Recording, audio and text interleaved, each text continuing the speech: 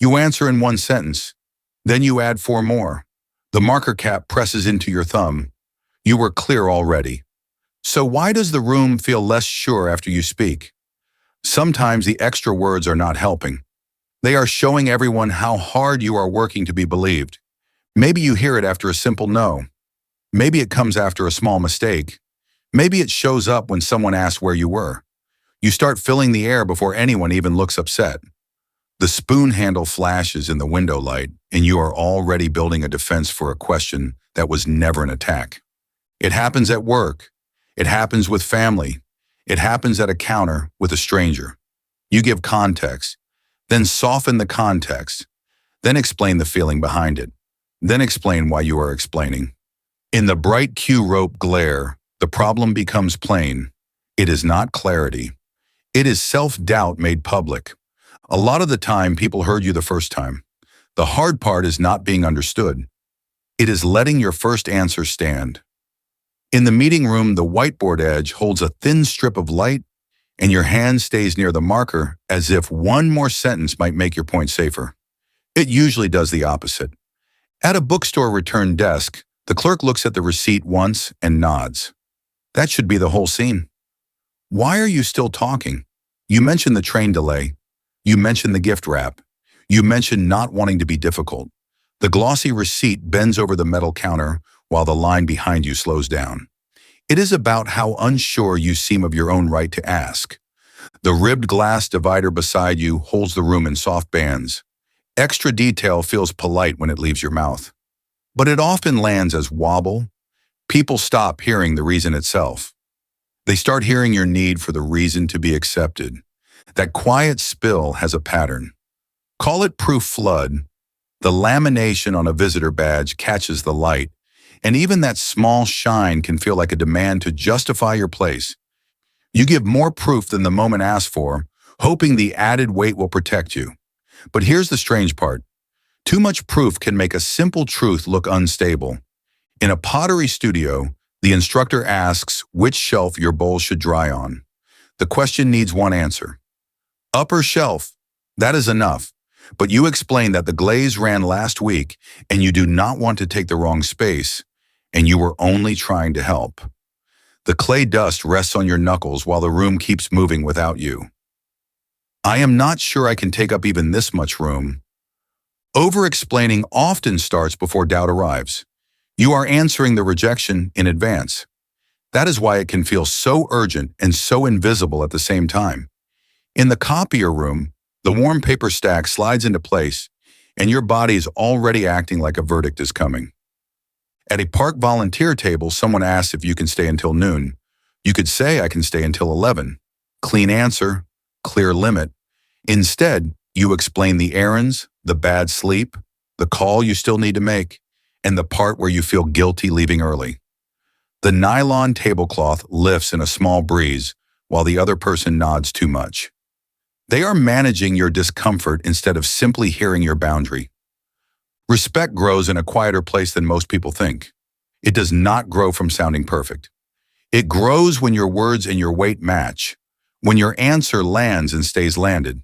In the hardware aisle, paint sample cards sit in a neat fan, and even that simple order shows what steadiness looks like.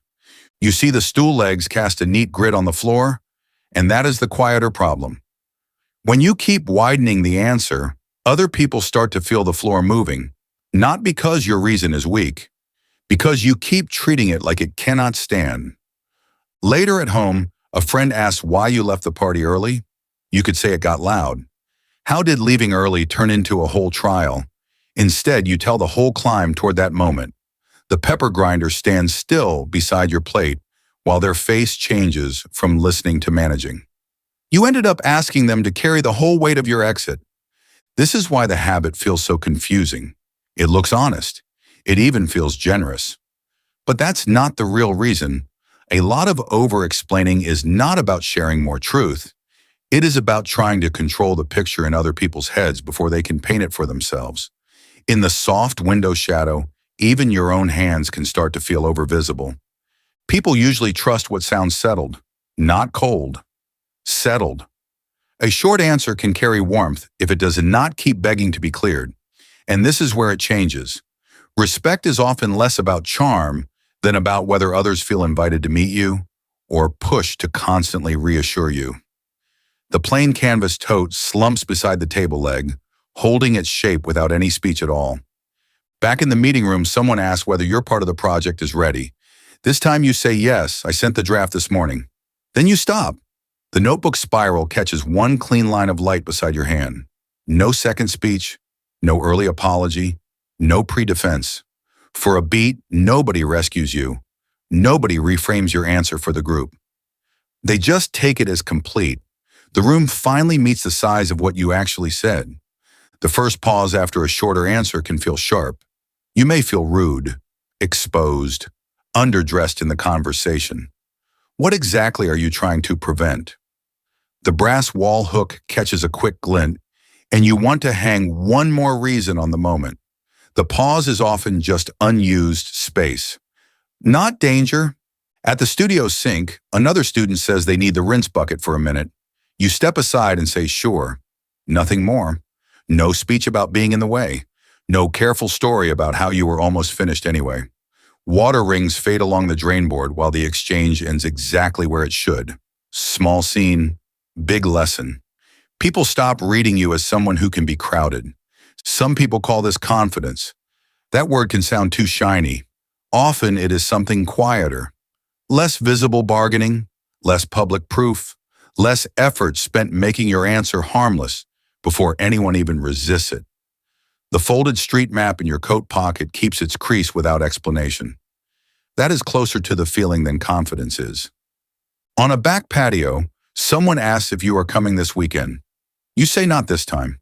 The seed tray sits in a strip of late light.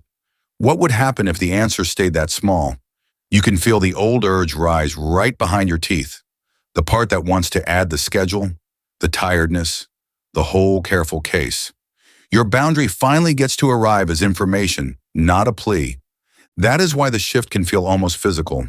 Your throat stays quieter. Your shoulders stop pitching forward. The old need for proof does not vanish. It just stops taking the microphone every time you speak.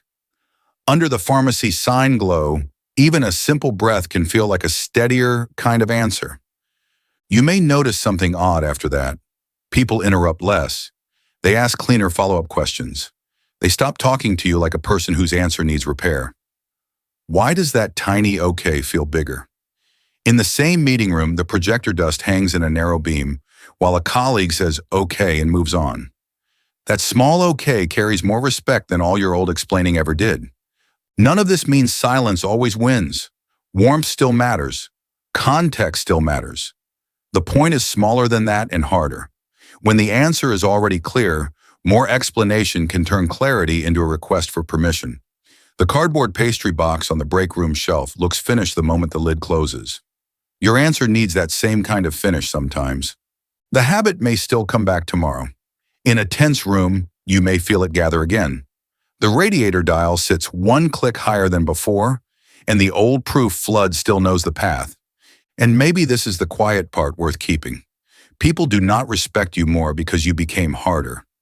They respect the cleaner outline of where you end. The lamp chain barely moves in the evening air, while the room stays still around it. Silence is not distance. It is the end of public doubt.